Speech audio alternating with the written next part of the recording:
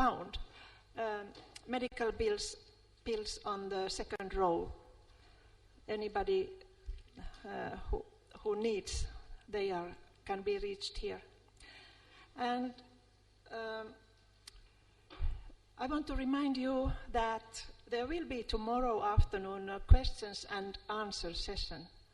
So please prepare some questions, and you can give them to me or perhaps to Priya or whoever you know that might, in written, that they might give it to me at the end. So please write the questions on a paper.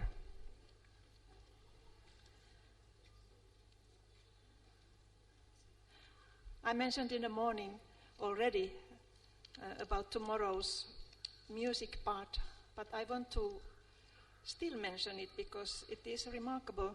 Two things. In the morning, 9:30 a.m., we will have a big children's choir, and they have rehearsed very many months to perform here. We will have some arrangement during the morning. I hope you will bear that. But it will be, and there will be very qualified musicians with them on the stage, and the choir will be setting to that part of the stage. But we will see it tomorrow. Please inform anybody who would like to support young people's life and performance skills. And in the evening, we do have the violin concert, which was supposed to be yesterday, but it will be tomorrow evening. It is confirmed. But questions and answers written. Thank you.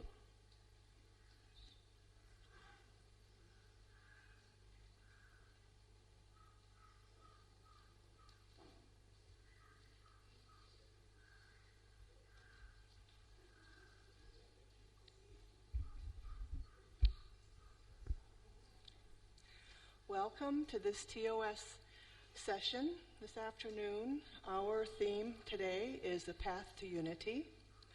Our first speaker is Ananya Sriram Rajan. Ananya Sriram Rajan, Master's in Education, is a licensed professional counselor, healing practitioner, and a member of the Theosophical Society for over 30 years. She is currently the president of the Theosophical Order of Service in the United States and editor of the TOS Journal for the Love of Life and its newsletter, One Heart, as well as the author of several Theosophical articles. Ananya has conducted workshops on healing and self-awareness within the U.S., Africa, and India.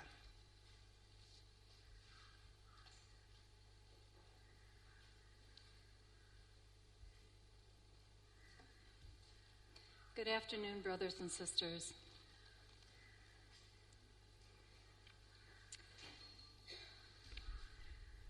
So when we're asked to speak or write an article, we often look for some kind of inspiration. And while I had the basic idea in mind about this talk, I didn't really have the whole thing put into words.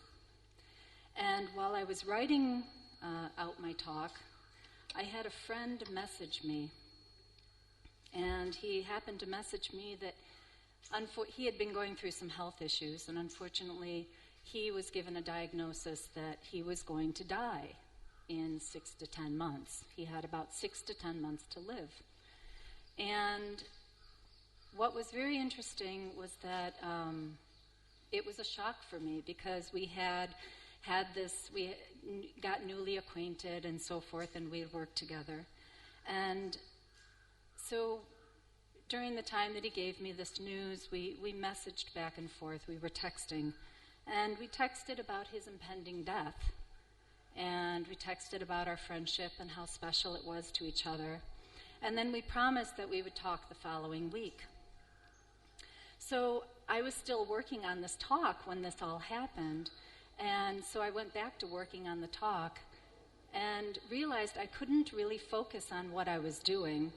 because I felt very uncomfortable with the news that my friend had just given me. And so during that discomfort, I wanted some kind of distraction. I wanted to either watch a movie or take a walk or something because the feeling was uncomfortable. But there wasn't any place to go. When we're given news like that, it shocks the body. And the only thing that we can do is just sit with that feeling. So, in the end, I sat with it. And funny enough, it gave me the inspiration for this talk about how important our work within is if we are going to serve the world outside of ourselves. For example, to sit with a friend who's dying and be fully present with him, we must go within. We must go back to the source. And we have to connect with that which, according to Sister Joan Chittister, lives in us and breathes in us and walks through life with us, no matter how barren the journey. It is only when we connect with the divine intelligence that we are part of that we can explore the issues that we may be unwilling to face, such as the suffering a friend may have when they're dying, which the feeling of that suffering always comes back to us. We start thinking about our own mortality. And whether we like it or not, we're all going to die. We're going to die at some time. And most of us don't like that idea. We don't like to think about it. We don't like to talk about it. It's something that we make light of. We brush it over. We don't want to go into it in depth. We're often afraid of it. But to truly serve another person, especially one who's dying, we have to face our fears and discomfort so that we aren't feeling a desire to be someplace else when we are sitting with that person. We also have to make sure we're present so that we're not trying to put distance between us and the person that we're trying to serve. Because what we're feeling inside is what is going to show on the outside. So as the title of this talk relates, we can consider that there are two paths to service. There is the one that lies within and the one that lies without, meaning the manifested world. And as mentioned through the example given, we can see why the work within ourselves is important if we are going to serve others. However, there may also be a more profound aspect to our need to connect to that living, breathing divinity that comes from the One and is found in all beings, including ourselves. We are the Theosophical order of service. We're not just a service organization. We're the Theosophical order of service. And it is Theosophy that makes the difference in how we serve others. Within the Theosophical Society, our motto is, there is no religion higher than truth. It is that truth, that oneness, which we are all on a journey to discover in our own way. For some of us, our spiritual life is an everyday practice. We get up, we meditate, we live an ethical life. We consider things very carefully before we make a decision.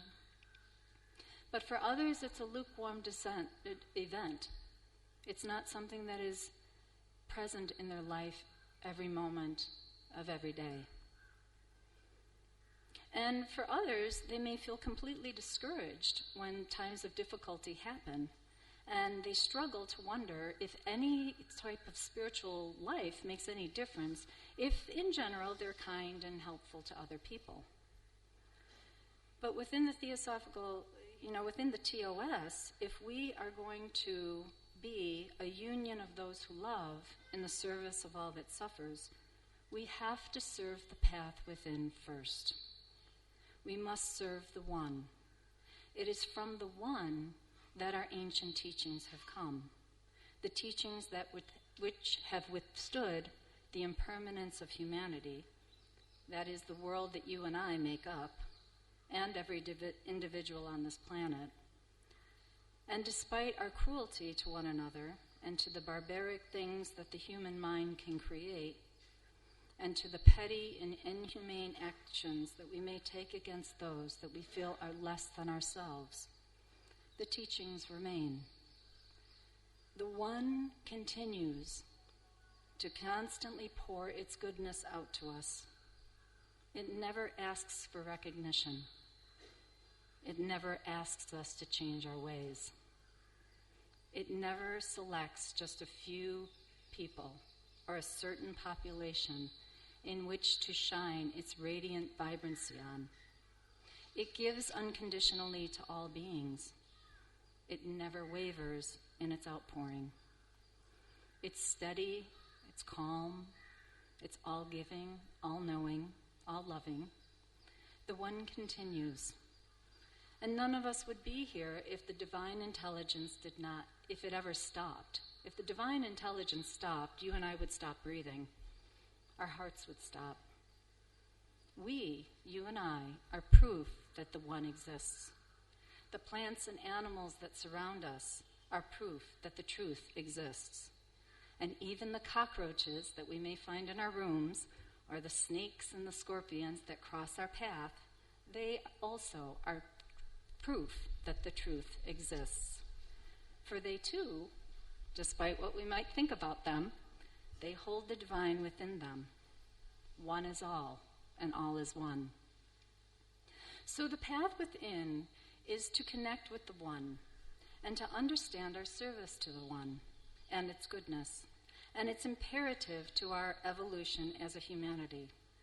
When we are able to understand at an experiential, visceral depth how the One, the truth, is our greatest teacher, we begin to imbibe the qualities of the divine intelligence. We begin to serve that which speaks to us in the silence, brings light to us during a dark night of the soul. And it gives strength to us and uplifts us when we feel we cannot possibly go on. No longer do we take a lukewarm approach to our spiritual work. In reality, the One is not really giving us anything, for we are part of the divine. We are letting the light shine into our inner being, and we are recognizing it because it's our soul meeting its soul, the great soul. So deciphering the real from the unreal within ourselves has a strong impact on our actions in the outer world, the path without. When we commit to serving the truth, we commit to serving the highest good within ourselves and every sentient being that we come into contact with. The evolution of every creature, no matter whether it is a microscopic little organism or a blue whale, becomes our concern because we have no choice. The choice is no longer made by the human mind or the ego. It's made by the impulse of the heart. There is a yearning in us that has only one desire, and that is to stop the suffering of others and serve their greatest need. Altruism is an interesting word. Auguste Comte coined the term as an antonym to the concept of egoism. The origin comes from the Latin word alteri, which means other people. In other words, one is no longer thinking about oneself, but about the benefit of others, sometimes to the cost of themselves. But in the context of this talk, about our actions being derived from the One or the truth, the word altruism sort of takes on a different, insightful meaning. It's all true. It is action that comes from the source of all goodness, all purity, and all beneficence. To act in any other way is not altruistic. And altruism is the key in the Theosophical order of service work. In today's world, serving the path within sometimes seems easier than serving the path without, because the world and its problems seem very overwhelming. And as the saying goes, it's very, very easy for us to practice a spiritual life when we're sitting alone on a mountaintop, when there is nothing to cause any sort of discomfort other than the leg cramps we may get from sitting in meditation. Sitting on a mountaintop seems very, very easy. But when we come off the mountaintop or the meditation cushion and we have to approach the real world, how do we deal with people who are starving, people who are being tortured? How do we respond to the marginalized populations in mainstream society because they live a different life, that they practice a different religion, or they have 4 feet instead of 2? Our compassion and altruism should not just extend to people. It should not just extend to animals. And it should not just extend to plants. It should extend to all of them, even the minerals that are sleeping, as an earlier talk had mentioned. I just love that line. But can we see the one that is in all? The suffering that exists around us must be looked at very, very carefully. We must learn to be present with it, despite the discomfort it causes us. The problems around us are many. It can be overwhelming, and it can cause uneasiness, just as I had related to you, the uneasiness I felt. It can cause uneasiness because we don't want to believe that we could possibly, as part of humanity, be responsible at all for the atrocities that take place in the world. We distance ourselves from it. We like being part of the one when things are beautiful and loving. And many will defend their lifestyle, that, they live a minimalistic lifestyle, they buy cruelty-free products and so forth. But they distance themselves from the darker side of humanity. And the defense that they have, saying, well, I do my part. I only have one TV. I only have one car. I don't buy products that, torture animals or anything like that. But looking at oneself, even the defense, to defend one's lifestyle, is also a form of protection that we surround ourselves with, and our inability to want to face what is happening in the world. So we have to consider this. We have to be very careful that we're not trying to feel righteous with the lifestyle we live because we feel we are right. And the minute we defend ourselves and our lifestyle, we once again have stopped being present with the world around us. And a small example of this is when someone says something that causes offense.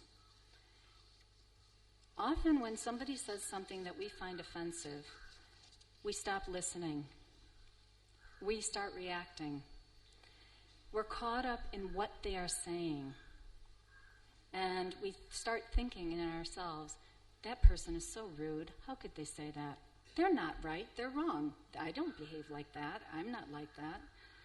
And on a greater scale, that's a personal example, but on a greater scale, think about how we might find ourselves caught up in our own reactions to the sufferings in the world, unable to bear witness to that which lies in front of us. And as Theosophists, we can't afford to do this. Without seeming to proselytize, we have chosen this life. It is no coincidence, and I truly believe there is no coincidence that Theosophy has come into our lives. It doesn't matter whether one is part of the Adyar group, the ULT, Point Loma, or some other Theosophical group that is not connected with Adyar in any way. The core is Theosophy. It's no coincidence that we are all sitting here studying Theosophy as a community. The core is Theosophy. The core is truth. Whether we want to believe it or not, we chose this path long before any of us were given our names in this incarnation. There is no mistake that we are gathered here today for a reason. We've been given this gift to discover who we are at the heart of our being through the ancient wisdom teachings. And we must use these teachings as our tools so we may help humanity lift a little of the heavy burden of karma. The path within, if taken as an opportunity to decipher the real from the unreal within ourselves and the world around us, can be trying but also rewarding. It is trying because it takes discipline.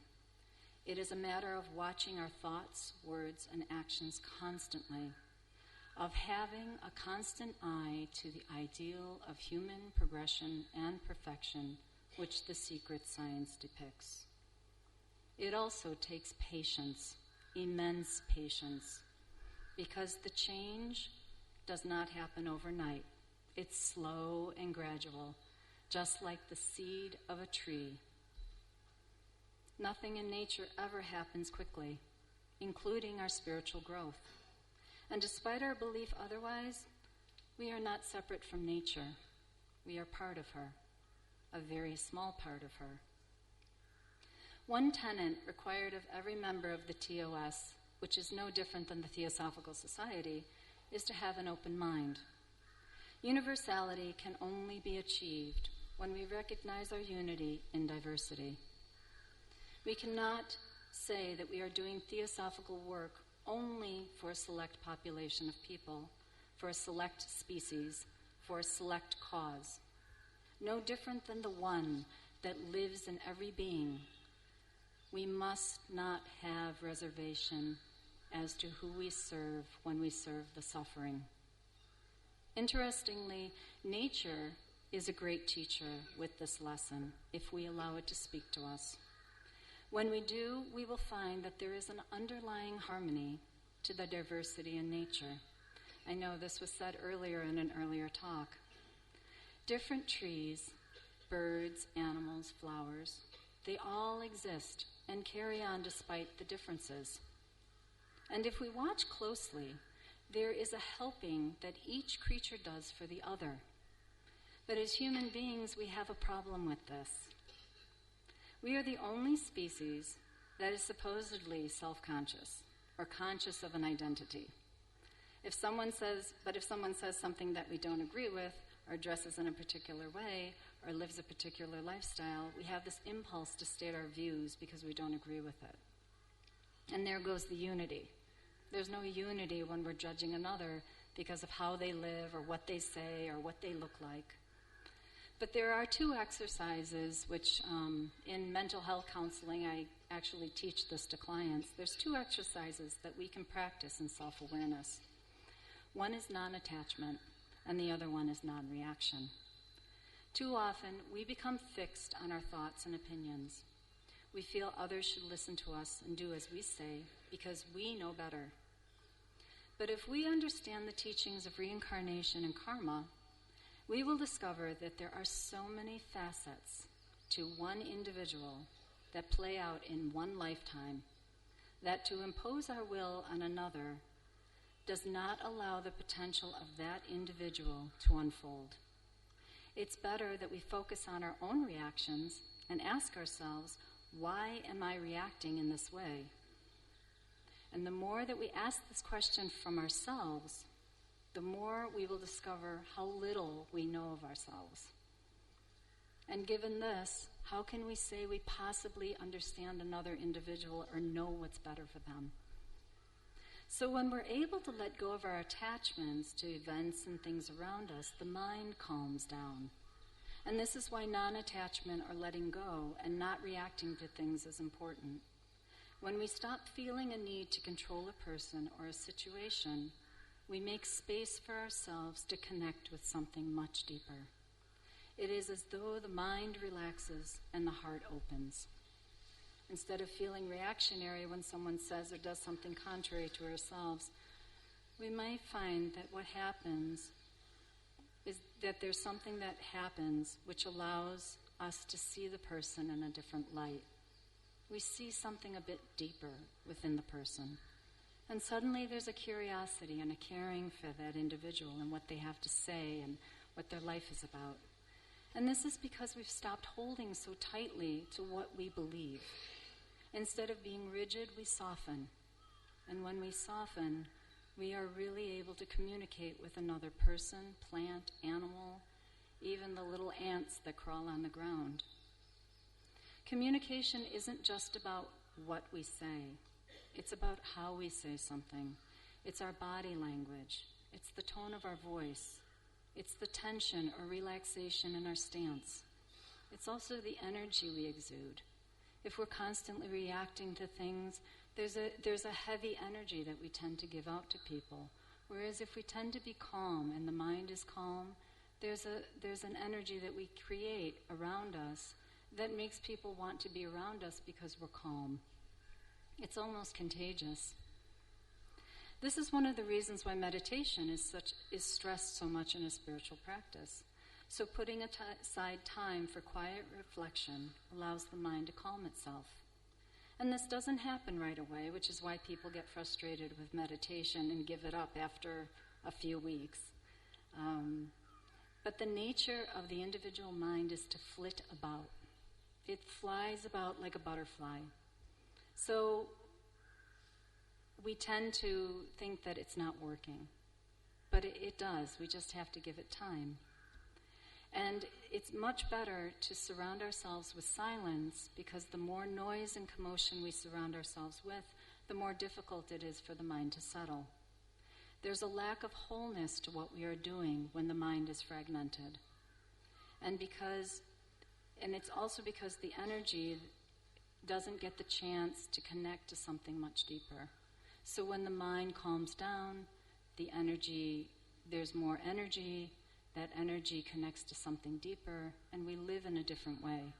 And when we live in a different way, then we serve the world in a different way.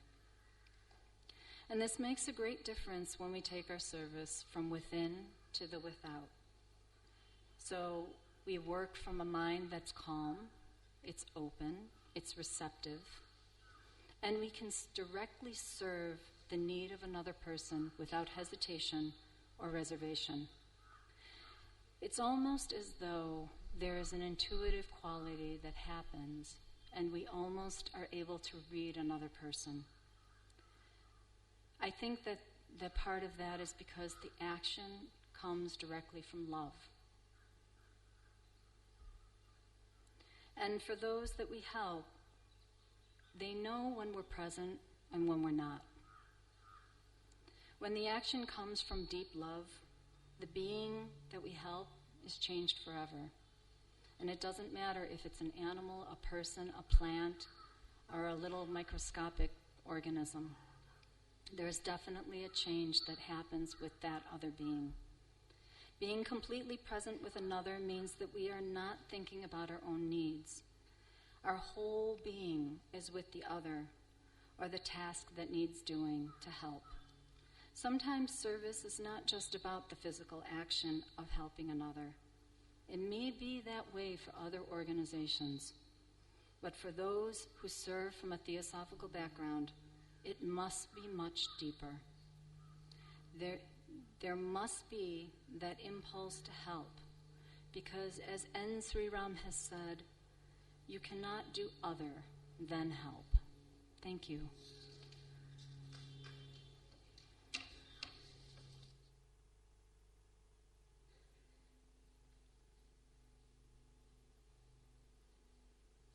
Thank you, Ananya. Our next speaker is Brother K. Sivaprasad. K. Sivaprasad has been a member of Hyderabad Lodge for over 20 years and is at present Regional Secretary of the TOS Rayalaseum region.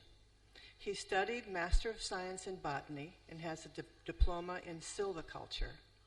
He worked at the Agricultural University as a forestry researcher and served for 25 years in Action for Food Production, an NGO working for land and water resources for the poorer sections of communities through livelihood enhancement with socio-technical inputs. He received the Netherlands Government Fellowship to study community forestry. He is currently working with the National Biodiversity Authority concerning conservation and regulation of biological resources.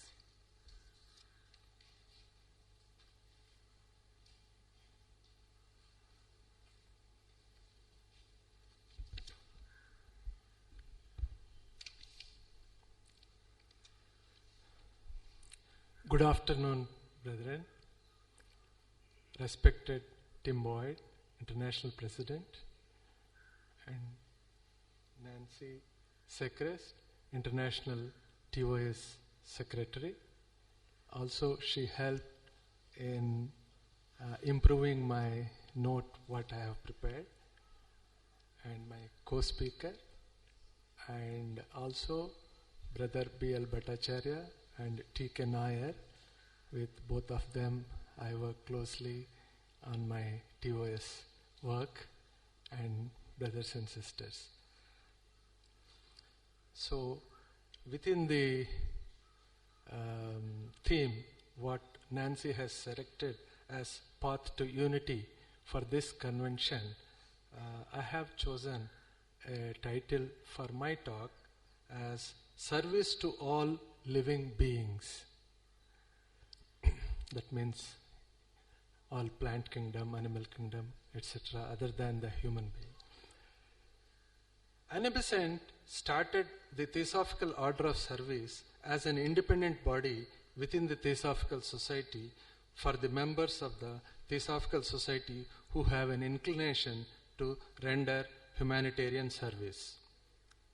This service to society is not only limited to suffering human beings, but is also extended to other living beings in the elemental, mineral, plant and animal kingdoms. There is nothing in the world which is lifeless. Even in non-living bodies, spontaneous motion is observed and is evident in every atom. This clearly signifies that there is life in inert objects, from a small pebble to a big rock. Life can be seen in plants and animals where only objective consciousness is working. But in human beings, in addition to this, there is reflective consciousness. That is why human beings not only recognize the outside world, but also realize themselves. What is the meaning of nature? I mean, in my opinion, like our environmental nature, which is more focused in this, it is the nurturing of or nursing of life. This life includes everything in the visible as well as the invisible world. So everything is seen as life, including inert objects like minerals and rocks. Life travels from the elemental stages to the mineral, then to plants and to animals. Life under these stages has only limited objective consciousness since it cannot cognize itself. The physical entity which was organized to the level of animals under an animal soul, when upgraded to the human level, will get an individual soul responsible for its personification. In this way, life is interlinked from the elemental to the man. The man evolved to this level identifies himself with the body which separates him from the unity. Though man, identified with his body, has thinking power, being identified with the physical body, which includes the physical, astral and lower mental states, detaches man from his original nature of Atma and Buddhi, which speak of the oneness of life. This separation of the identifying physical entity creates an illusion or a distortion of his real nature. His personality is developed by the selfish involvement of instincts, intentions and thoughts, which results in the ill treatment of the lower kingdoms of life. In the absence of his real nature of Atma Buddhi, exploits the outer environmental members of nature such as plants and animals. Theosophical Order of Service members who are exposed to this knowledge may create awareness among common people so that they can protect the lives of the plants and animals which are indirectly responsible for the existence of human beings. Plants and animals give us food for our sustenance. However, we indiscriminately use them beyond the ethical and moral norms. The use of animal products for fancy items and luxuries is unnecessary. Creating assets more than required by use of excess wood in building houses and paper results in the reduction of forest cover. Valuable medicinal herbs growing in forests and Wild landscapes are disappearing fast with overexploitation of natural resources for the unlimited wants cultivated by our modern lifestyle. Large tracts of agricultural landscapes are converted for habitation without regulation, adversely affecting the balance of the ecosystem. In an ecosystem, all living beings coexist by depending on other beings for survival. Realizing our interconnectedness is very important. Conscious presence of mind with the higher mental and buddhi can give wisdom to the human race which is going on the wrong path. In the human evolution, people of different levels of progress are observed both mentally and physically. The Theosophical Order of Service can help at both the physical and mental levels. Abnormal materialistic growth in society due to the greediness of man results in the disharmony of nature, leading to natural calamities. The call to the brethren is to conserve biological resources by contributing to ecosystem-based development rather than to fragments of the ecosystems. We are becoming mere spectators to economic growth with prolific urbanization without any concern for the ecological implications around us. People move long distance to the farthest reaches of the globe just to experience the happiness that being with nature brings. However, with all our man-made interventions in the development process of civilization, we are destroying nature without realizing its intrinsic value. Biodiversity conservation depends on the ecosystem-based approach to development. The ecosystem is the entity within which all living beings exist and are interdependent for their survival. But human interventions, out of a desire to lead a life at the cost of others, overexploited beings, is the order of the day. For example, depletion of mangrove vegetation which is in the coastal sites, in the marine ecosystem can adversely affect prawn and crab survival because the debris of the mangrove vegetation is the source of food for the microorganisms of aquatic life on which other higher aquatic forms depend as part of the food chain. Also in tsunami times, it was established that in Andamans, mangroves only saved several lives because of the mangrove vegetation. Ecosystem services are undervalued and prone to exploitation by a section of the affluent due to their desire to make profits, resulting in abuse of bioresources. Within the web of the ecosystem, not only man, but all the other living and non-living organisms are inseparably interconnected. Development of one or two elements of the ecosystem for commercial need may result in imbalance, whereas integrated and holistic development is in tune with nature. Biodiversity leads to the stability of nature. This is my learning in the last 30 years. The real path to progress is to respect nature and give enough space on the planet Earth to maintain harmony and ecological balance. Violence in various forms is a common feature in society, causing concern for maintaining law and order. Peaceful living with good cooperation among brethren is reducing with increasing intolerance and anger. Participation in the decision-making of civil society governance to the establishment of biodiversity parks in the residential colonies will help in the physical, mental, and psychological development of mankind. Part of the day spent in the park by senior citizens and children has immense recreational impact in their daily lives. Looking at residential places dominated by concrete structures without space for green cover is resulting in stress and mental disorders. People living in small apartments lack enough of the air, sunlight, and ventilation which are essential for good health.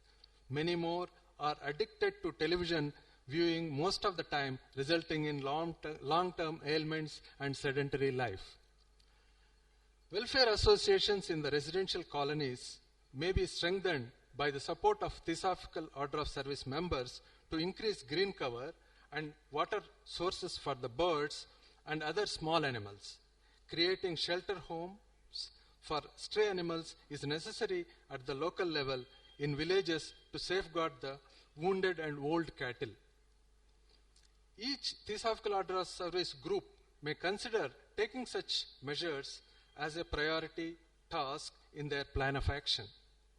In rural villages, during drought periods in South India, farmers sell away in distress their cattle because they are not able to provide fodder to feed them. Reducing human-animal conflict is another challenge before us in the prevailing shrinking habitat space for wild animals. Elephants crushed to death under railway tracks, tiger and rhinos hunted by poachers are common features in the daily news items. Let us look at the present use of limited and selected varieties of fruits consumed as compared to the past traditional wild fruits, and at a wider choice of varieties consumed by rural villagers provided by nature in different seasons of climate. Village habitations have lost many species during the past decades with the adoption of modern development patterns, thereby changing landscapes. Rural villages were rich in the past with varieties like wild berries, custard apple, etc., which are high nutritive value. Current practice by allopathy doctors prescribing multivitamin tablets are not as good as to the wild fruits which contain similar vitamins. In the past, many food crop varieties grown by farmers were high in the number of species agrobiodiversity. Gradually, that has reduced to limited varieties of rice and wheat now used in our daily lives. Minor millets and various other wild replicas of our domesticated crop varieties have high nutritive value.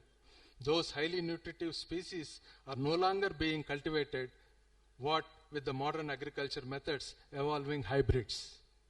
Greater and greater number of people are realizing the value of and adapting to natural foods in place of modern agro-based foods produced with chemical pesticides and chemical fertilizers.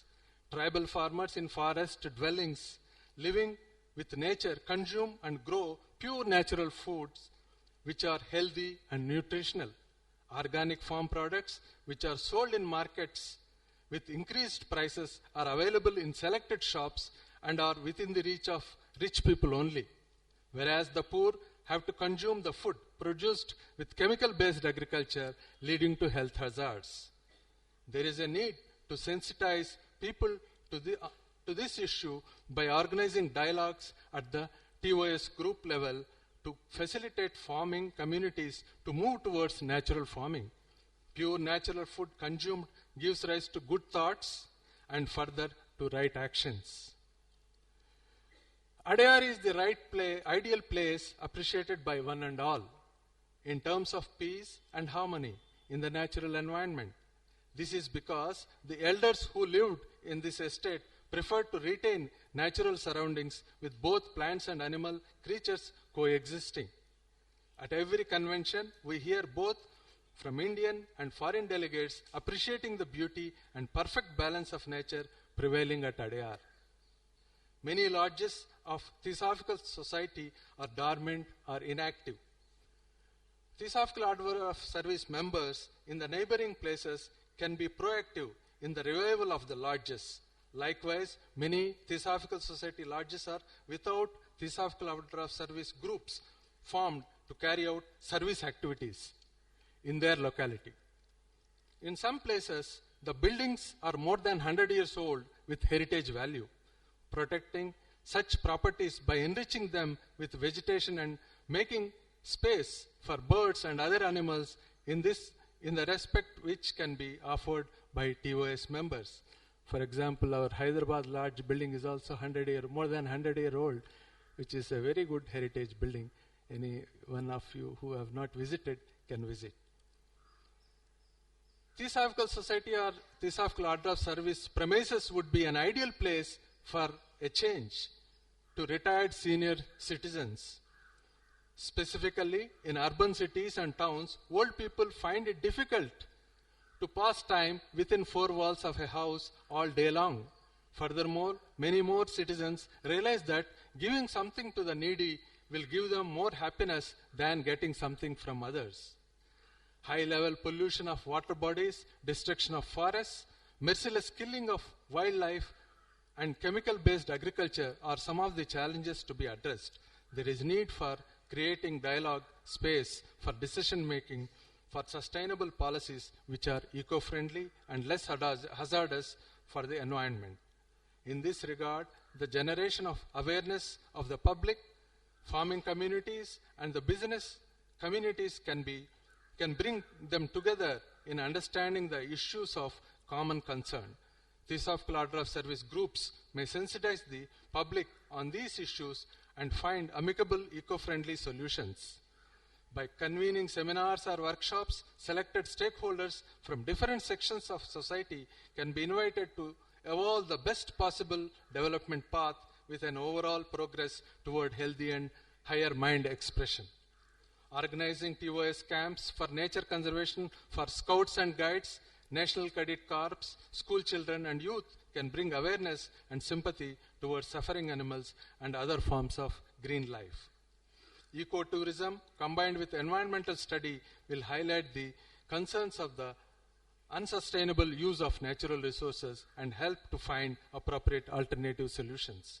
The domination of man over the younger brethren of the lower kingdoms of plants and animals is by all means to be condemned. By organizing relevant discussions in this regard, TOS groups may bring positive outcomes which can be disseminated to create awareness and justice for the judicious use of natural resources. By collaborating with animal protection agencies like Peoples for Ethical Treatment of Animals, BWC Beauty Without Cruelty, and Blue Cross and environmental protection networks, the TOS can play a vital role in inculcating compassion and ethical values in our youth. An occasional touch with nature by taking children to the sightseeing place once in a while is not sufficient for their overall development. Constantly being in touch by living close to nature and by nurturing plants will enhance peace, and caring for animals will increase compassion. I would like to conclude with a quote from Madam H.P. Blavatsky.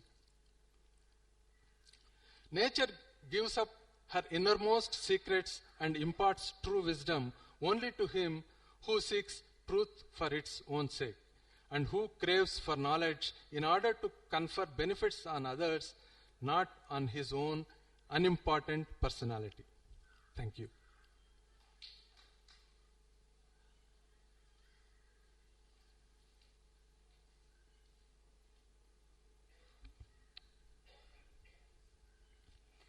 I've been given the honor of introducing our next speaker, who happens to be Nancy Secrest, the International Secretary for the Theosophical Order of Service. And before I go into all of that, I just wanted to publicly say that it's been such a joy working with her. She has worked, I'm taking her place as National President for the American section of the TOS, and she's now International Secretary. And she has been such an amazing mentor for me. So I think you're going to enjoy what she has to say. She is such a hard worker, I can't even begin to tell you. So Nancy started studying metaphysics and comparative religion in childhood. She has a long theosophical history. She encountered theosophy in her early 20s and joined the Theosophical Society in 1980. She served as National Secretary for the Theosophical Society in America from 1988 to 1990. She's a certified public accountant by profession, and she subsequently served as National Treasurer for the Theosophical Order, or Theosophical Society in America for 18 years. And I'm going to let her speak now.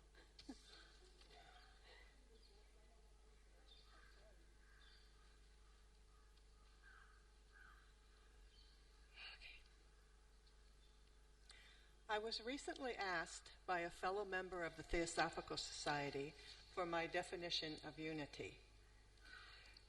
he was asking a number of people, and I guess it was my turn. Higher concepts, such as unity, are not really describable in words, although we may try using them. Sometimes a picture will come to mind instead, and we can capture something of the concept by describing the picture, and that's what I did in reply.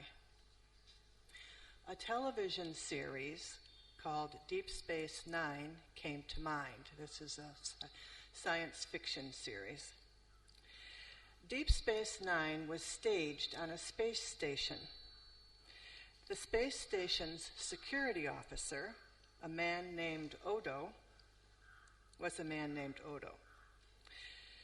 Odo was a unique individual, the only one of his kind as far as anyone knew, a changeling.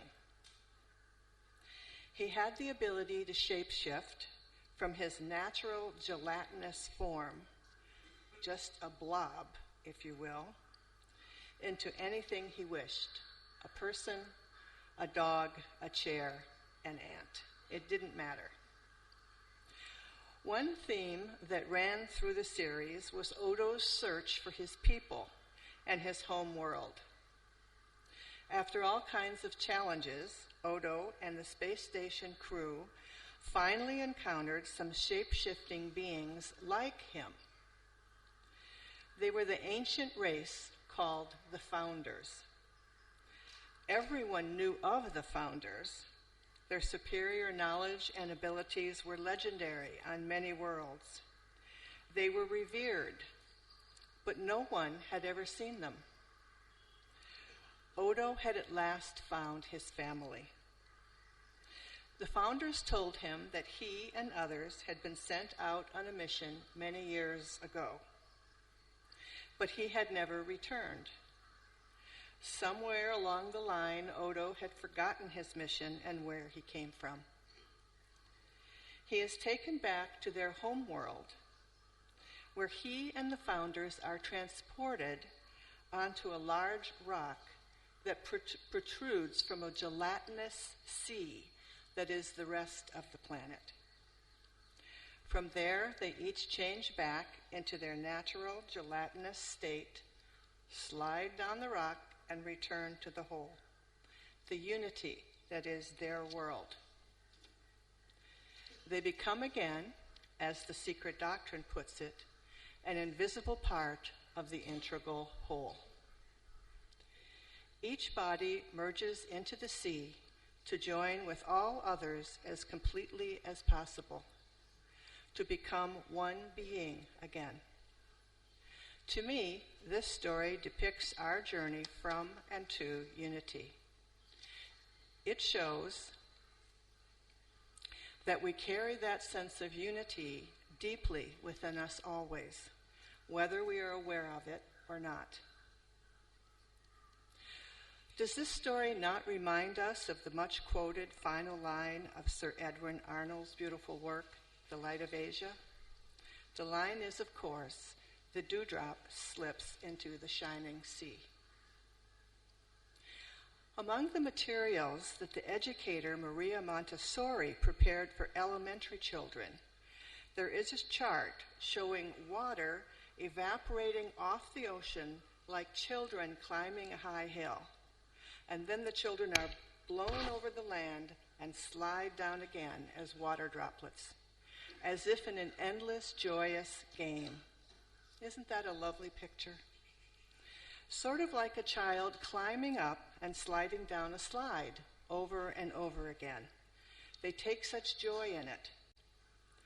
Once again, we find the image of a journey or even a dance toward unity. The third fundamental proposition of the secret doctrine speaks of the evolution of the monad, called soul or pilgrim, whereby each incarnation builds upon the last until the monad ultimately returns to its source, universal spirit, as an indivisible part of the integral whole. This evolutionary process is the obligatory pilgrimage for every soul. and our time here on this earth a temporary appearance. And it says to us that while we are each an indivisible part of that whole, we can still make a temporary appearance here on earth, thereby explaining our incarnations as human beings, animals, plants, or minerals. Blavatsky taught that the ancient wisdom emphasizes the unity of all life, the oneness that surpasses all else. The first object of the Theosophical Society, to form a nucleus of the universal brotherhood of humanity without distinction of race, creed, sex, caste, or color, speaks to the actualization of universal brotherhood. We can talk about unity in a mundane sense, and often that's how we mean it when we say brotherhood of humanity, as it is easier to understand our being brothers and sisters while we are incarnate in physical bodies as separate beings. As Theosophists, we know from the teachings of Blavatsky and others that unity, true unity, is so much more than mere brother or sisterhood. I suggest that Annie Besant knew this when she formed the Theosophical Order of Service in February 1908. We have been told that duty was foremost to Annie Besant. I imagine that as an activist, she saw a sea of faces before her, all blended into what I will call a sea of sorrow, a mass of suffering humanity. Others saw this too, and wanted to use their temporary appearance on this earth to do something about it. Thus, the TOS was born from a sense of unity. We serve others to ease their suffering, to exemplify brotherhood, to foster that same sense of unity in ourselves and others until we all return to the source, the realization of true unity. A former teacher of mine, who has now departed this life, Harry Van Gelder, used to say that love is the realization of unity.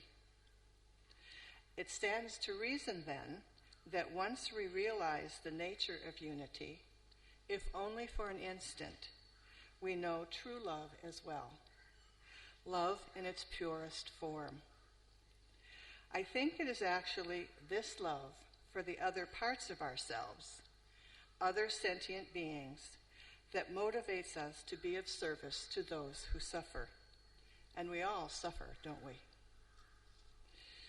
Through service in this mundane world, we are expressing pure love for our brothers and sisters and for ourselves. Service takes many forms. Smiling at a stranger who appears to be having a bad day. Caring for a sick relative, friend, or neighbor. Knitting teddy bears for children who need a friend to hug. Providing mobility aids or prosthesis to those who cannot get around without them. Assisting refugees or victims of natural disasters whose lives have been completely disrupted. Giving care to abandoned or mistreated animals. Healing the earth through biodiversity and other approaches, as Brother Sivaprasad has told us. Working toward better, safer treatment of women or providing quality education to children, especially one based on theosophical values. Each step along this path of service brings us closer together, closer to realizing the unity of which we speak. At the highest levels of our being, we are already there, because, like Odo from the TV series Deep Space Nine, it is out of unity that we entered this incarnation. It is our natural state. I began by talking about explaining difficult concepts with the use of pictures and told you Odo's story. I have another story, what could be our story of unity to tell you now. Once upon a time, somewhere in the vastness of eternity, a meeting was held. Those who met were beings who had gained knowledge and wisdom through repeated incarnations as human beings, each with its pleasures and pains, struggles and challenges. As a result, these elders had proven themselves worthy of helping others to do the same. They met this day to separate those from their midst whose turn it was for human incarnation, and to send them off on this next step in their pilgrimage. Because, you see, each of their kind was obliged to walk through all of the kingdoms of nature and learn the lessons of each before being allowed to return to eternity, to their natural place as part of the integral whole. Those who were to set off today were headed for a temporary appearance as human beings on earth. Upon leaving, each was given a gift, a mirror. One of the elders handed a mirror to each fledgling soul.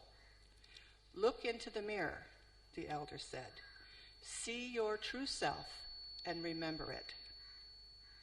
The candidate did as instructed, and the elder repeated this process with each one. Another elder took the mirror from the candidate and shattered it and handed back the pieces. This process, too, was repeated with each one. "Your job," the elder told them all, "is to put the mirror back together so that you can once again see your true self. Until you do, your reflection will be skewed and illusion will reign. You will carry this mirror throughout all of your human incarnations, sometimes fitting pieces together, and sometimes making mistakes and shattering the pieces still further. It will take many incarnations, but eventually you will succeed in restoring the mirror to its wholeness. Its seams will disappear, and your reflection will be clear. And you will be ready to return to us and to take your place, this time with knowledge and wisdom as part of the integral whole." Our separateness is like the pieces of a shattered mirror. We are on this journey together. Each of us is a part of the other, brothers and sisters on this plane of existence, this earth, each struggling in our own way. Service to other suffering beings can help us to put that mirror together again. As I mentioned a few minutes ago, one of my teachers said that love is the realization of unity. If we see ourselves in others, if we recognize the family resemblance as brothers and sisters, if we realize that unity, then love is the natural result. A pure love that binds the shattered pieces together seamlessly. As I've already said, service can take many forms. I'm often asked, where do I begin? My answer is, grow where you are planted. Start from wherever you are. If you are responsible for caring for a family, serve them with as much love and care as you can. Branch out to help neighbors and friends. Those who are able can incorporate community services, perhaps in a small way, perhaps taking the lead. We each have our strengths and our skills. Identify and use them to serve those who suffer. Remember our younger brothers. Include nature, animals, plants, minerals, and the earth itself. Adopt a lifestyle of harmlessness. Along the way, we will be restoring our shattered mirror. Once it's together, we can see ourselves again for who we really are. We can see the Maya of this earth for what it is: distraction, diversion, or amusement and recreation. Delusions all, but valuable delusions that provide the lessons we need to find our way home. Theosophy speaks to the oneness of all life. Through selfless service, we help to heal suffering humanity. We draw attention to the woes of the world and lead by example in the effort to ease suffering and right wrongs. In the process, we help ourselves. We grow spiritually as we become more and more open to seeing the unity of life wherever we look. Thank you. And now I'm going to switch gears a little and tell you a little bit about current events in the TOS. The Theosophical Order of Service is currently present in 35 of the 55 countries where the TS is active. 2 stalwart TOS workers, Carolyn and Jeffrey Harrod, retired from the scene this year. Jeffrey has been our webmaster for many years. Both he and Carolyn have also put in many hours of untiring effort while producing our quarterly e-newsletter, TOS in Touch Online, for which Carolyn did the layout each quarter. She also helped to produce a governance document for the TOS entitled Principles of Organization, and a Theosophical Order of Service handbook for the TOS officers and workers, among many other things. Ms. Rosie Ulix from the United States is the new webmaster, and we are now utilizing Constant Contact, an online service for the layout and mailing of the TOS e-newsletter.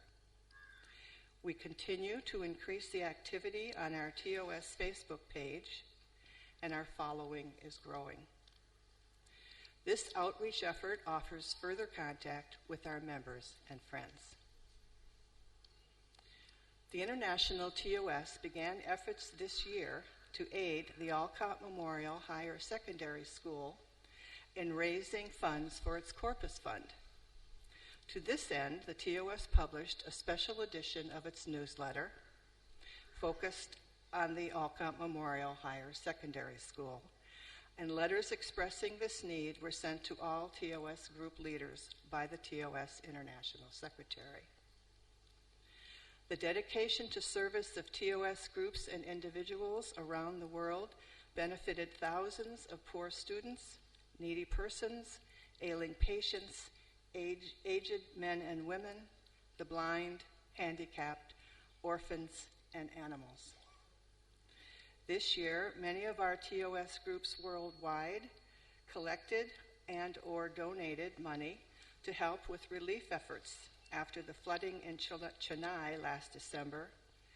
They also stepped up to give aid after the earthquakes in Italy in August and October, and massive flooding in the state of Louisiana in the United States. Perhaps the most notable event this year was the National Conference of Theosophical Education that took place in Bhubaneswar, India, on 23-24 September. A joint effort of the TS and the TOS, the conference focused on the idea and process of implementing Theosophical education model and English medium education in TOS and Besant Education Foundation schools and at the Alcott Memorial Higher Secondary School. Vic Hao Chin of the Golden Link College in the Philippines facilitated the conference, which was attended by approximately 40 administrators and teachers from schools in India. Also of note is the work of the TOS Italy has been doing to aid Syrian refugees, which has been inspiring much interest and respect across the Theosophical movement. The TOS Italy has been actively helping Syrian refugees by sending clothes, food, medicines, shoes, toys, and tents, and firewood for the winter to immigrants on their way from Asia to Europe. Their collaboration with a doctor who is himself a refugee in the camp of Bab al-Salam on the Turkish border in Syria resulted in the construction of a small pediatric clinic. I mentioned our quarterly e-newsletter. If you do not currently receive it and you would like to, please sign up on the sheet that's down there on the table.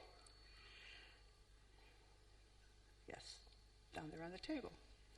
Also, Deepa Padi from Bhubaneswar, Odisha region has sent us 10 of the books that they published. These are compilations of articles on women's issues, and those are for sale. And Shri Priya, how much are they? It should be on the back. 250 rupees. Okay, so you can buy one of those if you would like. So, thank you very much for your kind attention. This session is now closed.